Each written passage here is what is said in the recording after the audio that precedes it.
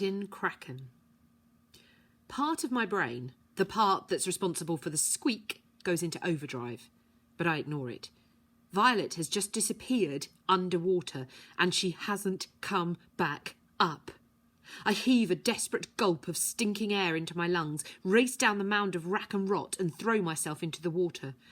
It's so abysmally cold and dark, I wonder for a moment if I've died without noticing, but then I bob back up and roll over.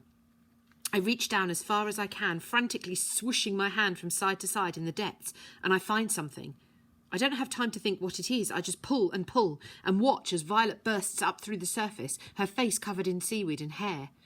She gasps and coughs, and I try to swim to her back to the corridor and to safety, but our clothes are too heavy with water, and the cold has its hand on my heart. I manage to shrug off my coat and pull Violet out of hers, but we make no progress in doing this, and it's all I can do to help Violet up onto the buckled bulkhead in the centre of the pool. I feel my foot wedge into a tight space, deep underwater as I do this, and my trousers snag. I try to get up beside Violet, but it's no good. I'm stuck. All around, lit by the magical light of the malamander egg, seawater is spraying into the cavern as the tide continues to rise. We have just minutes to either get out of the wreck or learn to breathe underwater. But my leg is stuck fast. So this is probably the worst time for what happens next to happen. But it happens anyway. With a great burst of foaming water, the malamander surges up through the surface of the pool. The monster is enormous, bigger even than I realised when it was charging us in the corridor. The spines on its back bristle and vibrate, and webbed ridges jut from its arms. In its claws, it is holding the broken body of Boathook Man. The old sailor isn't dead. The curse must still be at work. But he has clearly lost the fight with the monster. His haggard face is white and awful above his yellow beard, and he lies helpless and foggy in its scaly arms. Sebastian Eels, holding the egg, looks at the malamander. His face breaks into a sneer. The monster, seeing the egg glowing in the man's hands, gives out a great shrieking roar, and drops Boathook Man. It rises up in the water, throwing its arms wide as it prepares to lunge. So Sebastian Eels shoots it. Simple as that. He drops to his knee, braces his gun, and releases one carefully aimed harpoon with a thump of compressed air. The malamander quivers all over. Its lunge suddenly ended before it began. The harpoon has buried itself deep between two of the monster's scales, where, now we look closely, a slim opening in its armour can be seen. Inside the opening, something is pulsing. The creature's heart. The malamander gives another roar, weaker this time, to Sebastian. So Sebastian Eel shoots again. Thump! Another harpoon in exactly the same place. Thump, thump, thump, and 3 more find their mark. Then there's a hiss of empty air as the auto-reloading guns runs out of harpoons. A look of alarm spreads over the face of Sebastian Eels. But then he relaxes as he sees the malamander give a violent shudder. Its arms fall and it twists onto its back. The 5 steel shafts of the harpoons are clustered together in the gap in the monster's scales, straight through its heart. With a gurgling sigh, the malamander twitches one last time and then goes still. It slips beneath the water, and its lamp-like eyes go dark. It's dead. Not such a fearsome beast after all, says Sebastian Eel, standing and replacing the harpoon gun in its holster.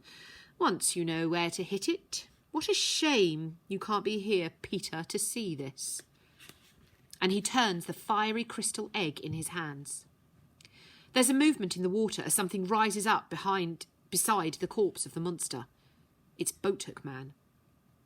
He looks awful, his twisted body half submerged, his skin raked over with great gashes and slashes. Staring open-mouthed at the body of the malamander, he turns to Eels. The egg! He reaches his arms like a beggar. Your promise, he croaks. Set me free. Ah, my old friend, says Eels. I did indeed promise to free you from your curse, and you deserve it, I suppose. Even though it was I who destroyed the monster. Set me free! Sebastian Eels holds the egg in his 2 hands. He murmurs to it in a voice too low for us to catch, and its light blazes. Mist boils again from the water all around, swirling and twisting, but instead of gathering around Sebastian Eels on the nest, it encircles Boathook Man in the eye of a storm. Before our astonished eyes, we see Boathook Man lifted out of the water. His ruined form straightens, his wounds close up, his clothing mends, his beard shrinks back to a neat trim, and his face fills with colour. The boathook on the end of his right arm evaporates, and a new hand appears in its place, pink and perfect. And now, where once had been a ghastly wreck of a human, a healthy, ship-shaped naval officer in the prime of his Victorian life is set down on a girder. Boathook Man has gone, and in his place is Captain Kraken. "It's a marvel," declares the captain, gazing over his remade body. "My nightmare has ended." "Perhaps," says Sebastian Eels, "but I wonder, has mine begun?" "What do you mean by that?" says Captain Kraken. "Well, you wanted the egg for yourself once," says Eels. "Maybe you'll try to take it now." "I paid the heaviest price for it," the captain replies. "I lost everything. My ship, my fine men, even my family in the end." "With the egg," Eels says in a taunting voice, "you could wish it all back." "Perhaps, but the egg is not made for the likes of you or I," says Captain Kraken. "I see that now. It will destroy anyone who tries to use it. I never want to see that damn thing again in my life." "Ah," says Eels with a leering smile, "then your wish is my command." And he raises the egg, whispering to it. Sea mist swirls again, and the water in the cavern starts to boil. But no, it's not water this time. It's something in the water. It's the body of the Malamander.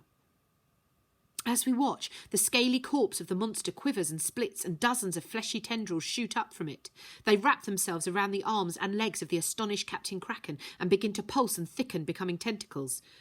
What are you doing?" cries the captain. "You promised." But a purple squid tentacle slaps across his mouth and cuts off his words. The man struggles, but more and more tentacles are bursting from the sea now, wrapping him tightly as the body of the Malamander is transformed into a mass of writhing, quivering sea life. "I think I liked you better with the hook," says Sebastian Eels, his face alive with fascination as he watches his terrible creations. "Or shall we try something else? A crab claw, perhaps?" And with his words, mist swirls around the captain's new hand, which elongates and crusts into a blue and red crab pincer. At this, the captain begins to struggle frantically. With a huge effort, he manages to cut through one of the tentacles using his new claw. Eels, maybe sensing some danger to himself in this terrible game, whispers urgently to the egg in his hands. Light pours from it as the magic responds.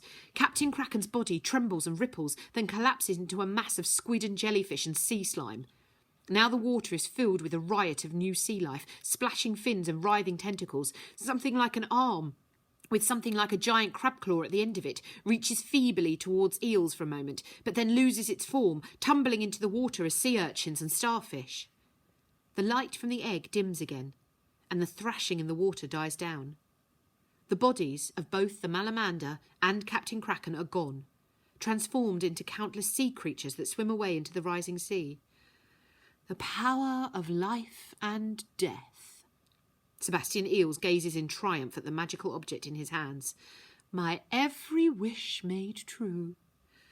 "Is there a plan B?" I stammer to Violet, my teeth hammering together with the cold as I cling to the last of the bulkhead. "Now would be a good time for a plan B." But Violet isn't there. I look around groggily this way and that. Violet has gone. But then I spot her. She's swimming towards Sebastian Eels.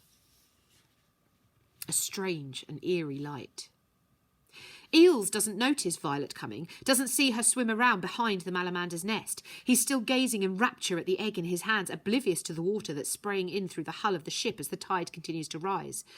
There's a slow boom as the first big wave hits the wreck. But then why would the man worry about that? Sebastian Eels has the awesome power of the Malamander egg. He also has full scuba gear. I can't see how anything can stop him now. But there's still Violet. I watch as she struggles up the mound of seaweed where Eels hasn't seen her. But she mustn't make a noise doing this because his head jerks up and he starts to spin around. So Violet shoves him. It's a desperate shove, and it causes Violet to lose her footing, but Eels is caught unprepared and he slips too. Violet grabs for the egg in his hand. "No!" shouts Eels, raising the egg menacingly. But Violet somehow manages to break her slide down in the water and, with her mother's boots on, lands a kick in the man's face. Sebastian Eels falls, dazed, back into the pool, the egg falling from his fingers. Violet snatches it up. She closes her eyes to concentrate, and I still have enough energy in my freezing brain to think, what now? Surely Vi isn't still trying to see her parents. Doesn't she know we're as good as drowned already? None of that matters now. The sea mist boils once more, red and strange in the submerging cavern, as Violet calls on the magic one more time. "No!" shouts Eels again, splashing upright in the pool, grabbing his harpoon gun. He aims it at Violet at point-blank range. Foot! Foot! Since he didn't bother to reload the gun, the mechanism spits nothing but compressed air. In desperation, Eels starts climbing the mound, but by now Violet is wreathed in a maelstrom of power, and the man slips back and cringes in terror as the light of the Malamander egg glows brighter and brighter, but then dims. Violet lowers her hand, looking suddenly small and defeated. The storm ceases its roar, dying down again, and the mist rolls away. Now, all we can hear is the rush of water as the tide continues to rise. The magic is ended, and whatever it was Violet wished for hasn't appeared. "Nothing!" rages Sebastian Eels as he struggles back to his feet. "You wretched, unimaginative child! Is that it? You don't deserve the power. You are as weak and pathetic as your father. Give me the egg. Give it to me now." "Are you sure you want it?" says Violet quietly. "Really sure?" "Of course I'm sure." Eels rises up out of the sea towards her, pulling his knife from its sheath. "Give it to me." "Then take it," Violet shouts, and she tosses the Malamander egg over the man's head. Eels jumps, throwing himself up in a frantic bid to catch the egg before it hits the water, and he succeeds. He bobs back down, holding the egg above him in triumph. "Ha!" he cries, and his cry is answered by a sound I thought I would never hear again. A screeching, shrieking roar of reptilian fury. The Malamander, miraculously whole again, glistening with iridescent scales and bristling with spines, leaps from the shadows and lands on Sebastian Eels. Its gaping mouth, lined as before with tooth needles, closes with a sickening crunch over the hand that holds the egg. Then both monster and man are gone, crashing beneath the inky surface in a storm of water, which subsides.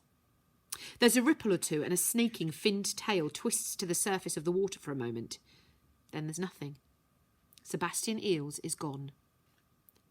Now all there is to worry about is the spraying of the invading sea and the boom of the waves and the creaking of the wreck as the tide rises to engulf us. The water is up to my neck now. I make another attempt to free my ankle, but it's wedged fast and only hurts when I try. I look over to the nest. Violet isn't there. "No, I'm here," she says, suddenly close. I turn my head and she's right beside me, treading water. "You can still get out," I say, suddenly realising it's true. Just go, Vi." "I can't leave without you," she says, and she dives down beneath the water. But she's up again in a moment, gasping. There's no time left now and no light in this ink-black sea. She needs to stop trying to free me if she's going to save herself. "They'll be needing a new lost and found her at the Grand Nautilus Hotel," I say, pulling the remains of my cap from my head and pushing it through the water to Violet. "You should do it, Vi." "Herbie, no." The water laps over my face for the first time. When it dips again, I grab a quick breath. "Please, go, Vi," I say. "Tell Lady Kraken." The water again. "Tell Lady Kraken."